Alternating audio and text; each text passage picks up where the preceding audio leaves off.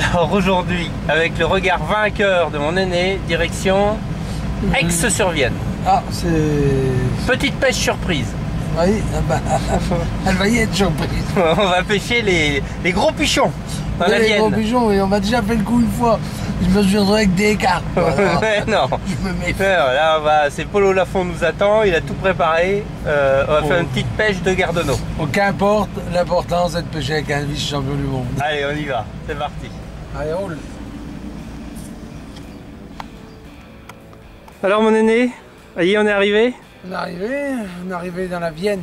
Ouais, alors Aix-sur-Vienne. Ah, Aix-sur-Vienne, non mais t'imagines, Bah oui, pleine semaine, est obligé de venir pêcher là. bah, c'était notre route. Ah bon. Donc on attend le Polo. On attend le Polo, on va faire un petit match avec un vice-champion du monde par équipe. Ah, ça me plaît. Hein. Faut la branler quand il met. Ouais, on va être gentil, on va pas trop Ouais, on va pas... pêcher que d'une main. Il fera troisième. Ça c'est le podium quand même. Donc a priori c'est des gardons. Des gardons, la Vienne, là, elle coule très doucement, et dit des gros gardons. Et il y aurait quelques barbillons. Quelques barbillons, bon bah pour toi, parce que moi je pêche pas ces poissons-là, moi je pêche que les gardons. D'accord. Les pichons, les gros pichons. Et la Allez. Vienne est magnifique. Ah, c'est superbe. Ah oui, Alors c'est Néné, ton duelliste est arrivé? Ah, tiens, là, le jeune à qui j'ai tout appris. Presque tout. Oui. Dans la pêche. Alors t'es toujours sûr de lui mettre une grosse branlée avec ce qu'il nous a dit? Une grosse branlée, ah bah, tout le temps, hein. Il n'y a que la pesée qui va nous départager, ce sera pas facile. Bon, donc alors Polo, tu vas pêcher au feeder? J'ai fait une pêche au feeder, oui. Ouais. D'accord, barbillon? Plutôt des mâles. Plutôt des barbeaux. Bon bah d'accord, bah écoute, nous on va s'adapter. René, tu vas te concentrer sur les... J'ai fait une petite pêche à 6 mètres, moi. une petite pêche de Gardonneau. Une petite pêche de Gardonneau et de Goujon. Allez, écoute, on se dépêche de s'installer et puis nous on a hâte. Hein. Oh, bon, on va se revoir avant. Alors Polo, pour la pêche au feeder, t'as mouillé diabolique et gros gardon fine mouture. Gros gardon fine mouture. D'accord, donc tu vas la mouiller assez sèche pour qu'elle travaille bien. Pour qu'elle ouvre rapidement, mais Ouais, je vais en plus coller des asticots. d'accord. Que je... Donc tu vas te servir de l'amorce comme bouchon ou Comme bouchon. Voilà. Tout à fait. D'accord, et tu vas en mettre un petit peu au départ quelques godets pour les attirer? Oui, je pense que je vais balancer une dizaine de cages au départ. Ouais. Ça suffit largement, hein, le poisson il est naturellement présent. Et puis ensuite, eh ben voilà, on descendra manger régulièrement. Eh ben écoute, hein, nous on est prêts, mais on va vendre chèrement notre peau. Hein. Oui, d'ailleurs, il me semble que tu as déjà pris du poisson. J'ai pris un ou deux poissons d'avance, mais il me faut ça moi. Comment on appelle ça? Un truand.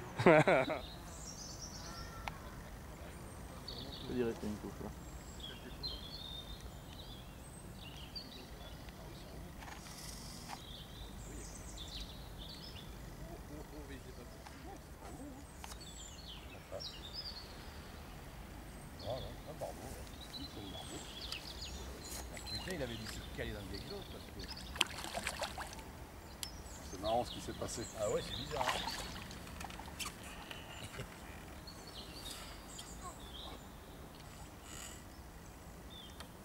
Ah, ça il y a de l'herbe là-bas. Je sais pas ce que c'était. Ça, t'as un rocher là-bas, t'as un rocher plat. Les asticots, ils sont bien.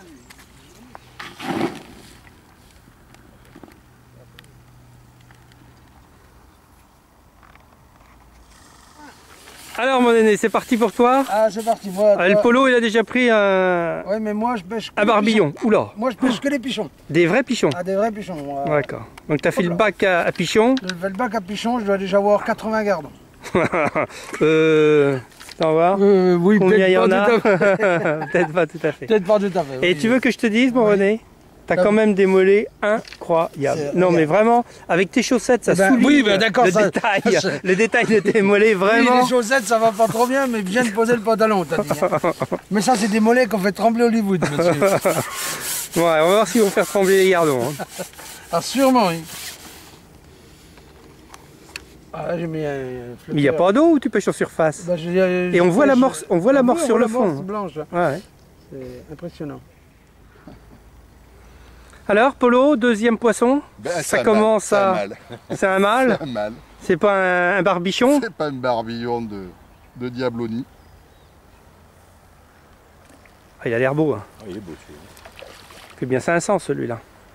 Ah ouais, TTC. Ah, TTC, je le mettrai plus. Ah, ça se bat ça. Hein. Enfin, faut dire que l'homme n'est pas très costaud non plus. Hein. Oui, enfin, il a bien grossi. Il a bien grossi qui? Le barbillon ou le pêcheur? Dis donc, t'es qui pour lui parler comme ça, toi? Il faut être costaud pour pêcher, je crois. Et ça tire. Punaise. Ah. Hein, c'est un beau mâle. Hein.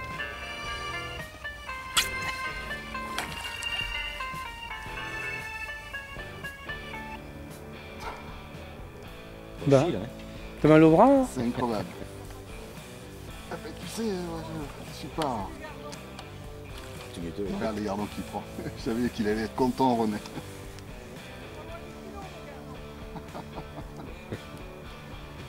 Celui-là aussi, il fait 5 kilos. Ah. Putain, il est beau celui-là.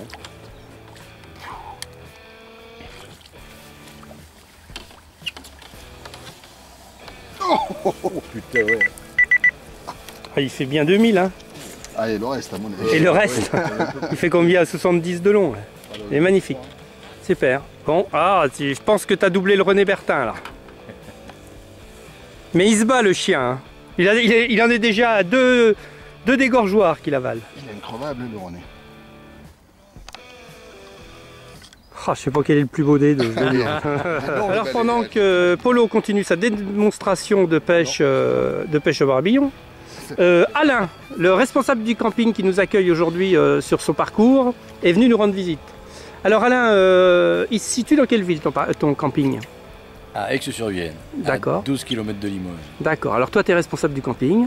Oui. Le camping ferme tout de suite à la fin de la saison, À la fin du mois de septembre. à la fin du mois de septembre. Il ouvre au mois de juin. D'accord. Donc en dehors de ces périodes d'ouverture du camping, c'est à partir de fin septembre, du 1er octobre, on peut venir en se garant sur le parking communal, pêcher sur les bords du camping ces fameux barbillons géants.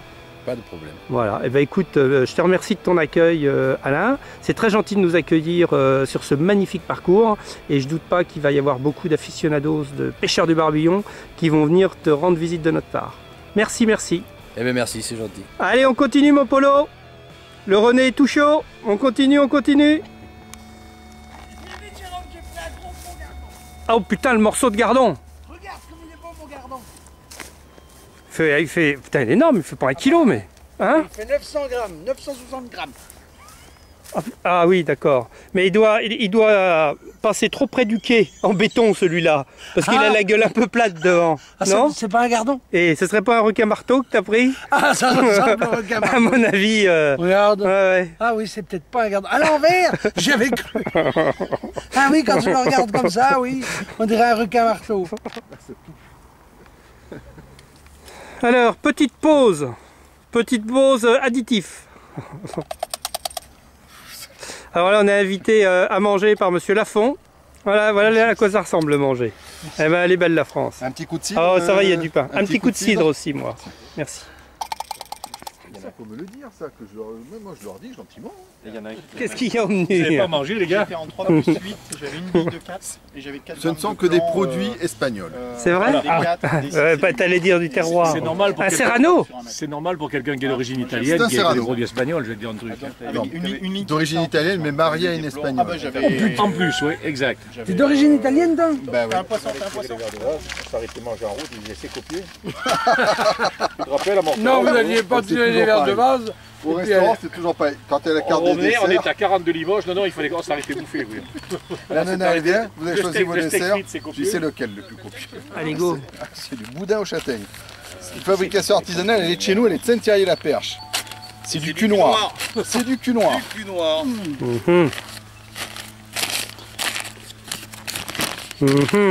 C'est dommage qu'il n'y ait pas de narine sur ton truc. C'est dommage qu'il n'y ait pas de narine sur ton Ça sent la châtaigne. Hein. ça change. Et René. Ça tombe bien, c'est des boudins au T'as châtaigne. pas faim? Toi, t'as les joues toutes rouges. Allez à la pêche, moi je mange. Non, là, c'est pas du manger. René, c'est pas du manger, ça. Bonjour, Polo. Eh bien, heureux. Alors, aujourd'hui, on a fait cette fameuse partie de pêche au barbillon dont on va reparler tout à l'heure. Et je t'ai demandé particulièrement d'emmener cette magnifique médaille d'argent que vous avez gagnée par équipe au championnat du monde. Et donc j'aimerais que tu m'en parles un petit peu et que tu me présentes aussi les multiples médailles que tu as pu gagner au niveau international. Écoute, on va commencer par la présentation des médailles. On a depuis quelques années, je pêche donc au Club France. J'ai la chance d'avoir été sélectionné sur plusieurs compétitions internationales. Donc il y a ici la médaille d'or qu'on a gagnée à Opole il y a 2 ans, championnat d'Europe. La médaille de bronze de l'année dernière au championnat du monde en République tchèque. Une médaille d'argent gagnée individuellement à Opole également. Le jour où on a été champion d'Europe, j'ai eu la grande joie d'être vice-champion d'Europe individuel. Et la première médaille, ça a été ma première médaille avec l'équipe de France, c'est une médaille d'argent. Donc vice-champion du monde en Hollande. Alors déjà 2 fois vice-champion du monde par équipe, 2 fois vice-champion du monde par équipe. vice-champion d'Europe individuel Vice-champion d'Europe individuel, champion d'Europe par équipe. par équipe. Donc à part celle du monde en or, il te manque pas grand-chose. Si les Anglais avaient été un petit peu moins performants, je pense que cette année c'était dans la poche. Alors est-ce que tu peux nous expliquer un petit peu qu'est-ce qu'a fait cet exploit magnifique qui vous a fait ramener cette médaille d'argent? L'exploit, la médaille d'argent. Bon, les Anglais, pour l'or, les Anglais ont été vraiment trop forts sur la première manche. 7 points à 5 pêcheurs, c'est extraordinaire. affreux. On a réalisé, nous, sur la deuxième manche, 10 points. C'est très fort et ils ont fait encore plus fort sur la première manche. Donc ils étaient quasiment à l'abri dès la première manche. La différence, elle s'est faite sur des pêches, les pêches sont devenues difficiles. Toujours resté une pêche de gardon sur 4 secteurs sur 5. Alors une pêche de gardon à passer, de petits gardonneaux? Une pêche à passer, il y avait pratiquement pas de ça courant. coulait pas beaucoup. 0,20, 0,40, 0,60 pour les lignes à gardon. Nous on a pêché beaucoup avec des antennes métal extrêmement plombées à la limite de vraiment à la française. À la française, en 6/100e avec des hameçons de N4, un petit verre de vase. On avait des touches timides de gardon, tous ceux qu'on pêchait avec des antennes plastiques, avec des hameçons un petit peu trop gros, un banni un petit peu trop gros.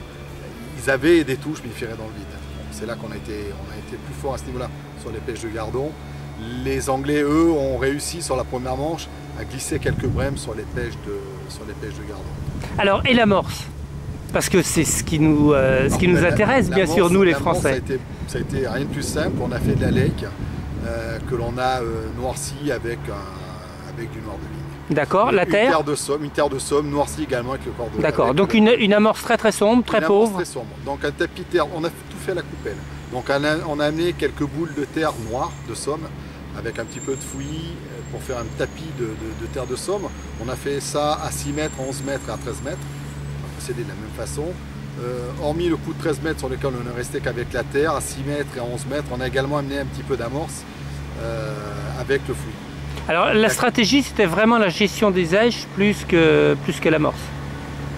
Oui, très peu d'èches, parce que c'était vraiment des petits gardonneaux. Hormis sur le secteur A où est tombé Didier et où il a gagné son titre.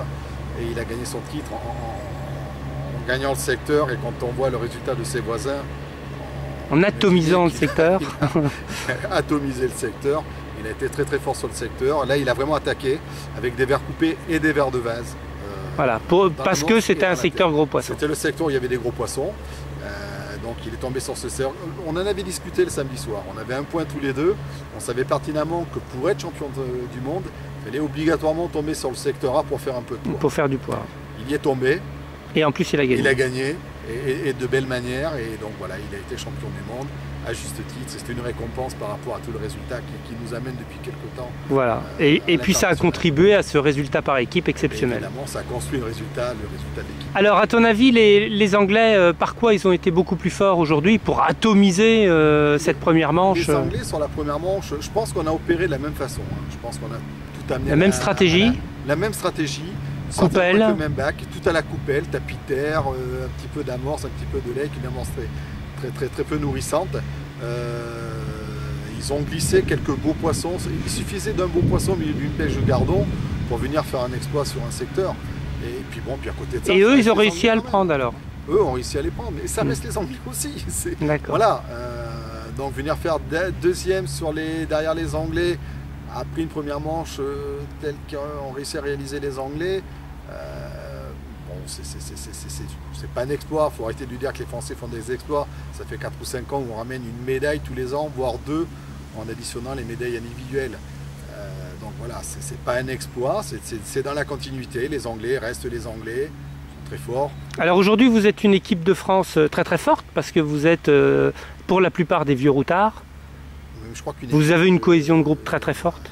Une équipe internationale aujourd'hui, elle se fait avec des pêcheurs expérimentés qui ont un petit peu l'habitude de l'international.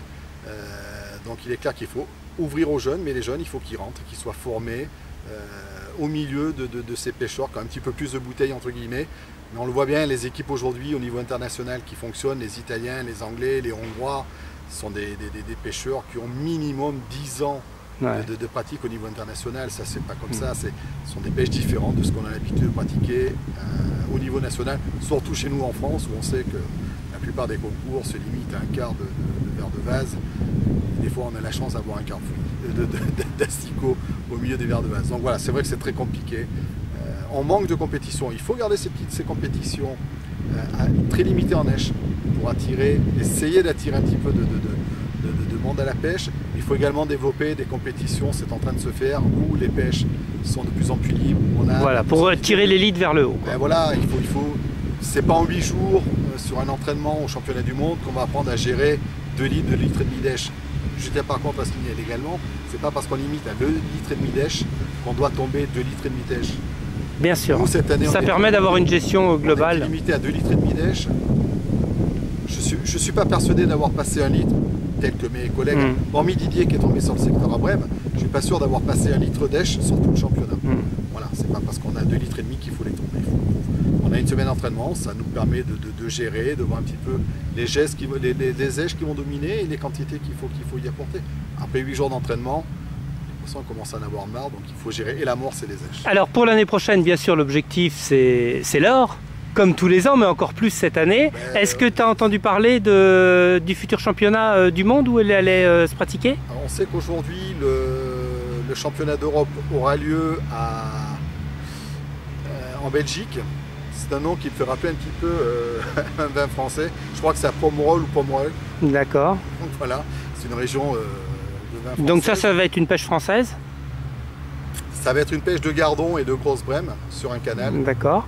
Et le championnat du monde? Le championnat du monde, lui, aura lieu dans une rivière ou un canal, ou une rivière canalisée, où d'après les renseignements qu'on a pu avoir, on va être confronté à une pêche de barbeau, pas très loin du bord, puisqu'on aura rapidement 6 mètres d'eau, à 8-9 mètres du bord, on aura 8 mètres d'eau, avec exclusivement de l'asticot collé. Ah, mais je comprends mieux pourquoi tu nous as emmenés aujourd'hui ici. Tu as intérêt de prendre des barbeaux aujourd'hui. Les petits barbeaux là-bas font 3 kilos. D'accord. Voilà. Bon, ça te fait pas trop peur. C'est-à-dire ce que tu as pris. Tu te rends compte qu'il faut moins de faire 3 kilos. D'accord.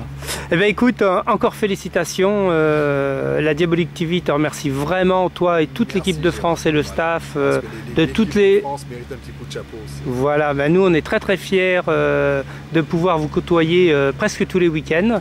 Merci encore Polo, et puis on va s'appliquer avec le René à te mettre une grosse branlée. Et avec grand plaisir.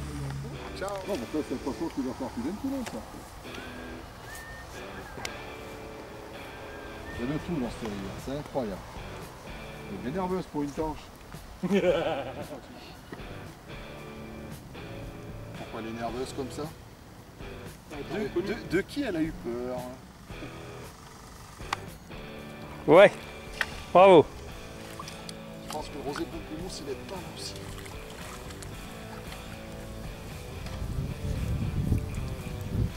Elle est belle, hein? Elle est grasse, hein? On dirait toi. Hein, on dirait toi. Elle a mangé du boudin, celle-là, midi aussi. Elle a dû manger du boudin. Du boudin au châtaigne. Elle est pleine de boudin au châtaigne.